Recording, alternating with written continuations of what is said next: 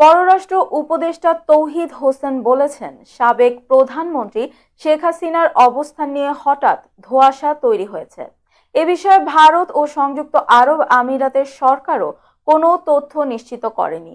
ভারত ছেড়ে তিনি অন্য কোনো দেশে অবস্থান নিয়েছেন কিনা সে বিষয়ে খোঁজ নেওয়া হচ্ছে। মঙ্গলবার পররাষ্ট্র মন্ত্রণালয়ে তিনি সাংবাদিকদের এই কথা বলেন। পররাষ্ট্র উপদেষ্টা বলেন, সাবেক প্রধানমন্ত্রী শেখ হাসিনা আরব আমিরাতের আজমানে গেছেন বলে বিভিন্ন সামাজিক যোগাযোগ মাধ্যমে দেখেছি। তার অবস্থান জানতে চেয়ে দিল্লি ও আবুধাবিতে খোঁজ নেওয়া হচ্ছে। এখনো আমরা তার ভারত ছাড়ার বিষয়ে নিশ্চিত নই।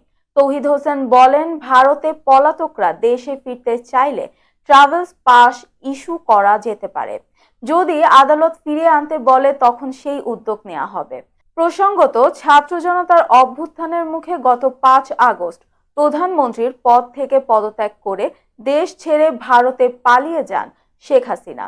টানা 2 মাস সেখানে অবস্থান শেষে গুঞ্জন ছড়ায় ভারত ছেড়ে আরব আমিরাতে পাড়ি জমিয়েছেন তিনি। এ বিষয়ে মুখ খুলেন তার ছেলে সজীব ওয়াজেদ জয়। সোমবার রাতে গণমাধ্যমের সঙ্গে আলাপকালে তিনি বলেন, আমার মা ভারত ছেড়ে গিয়েছে বলে যে খবর শোনা যাচ্ছে সেটি সঠিক নয়।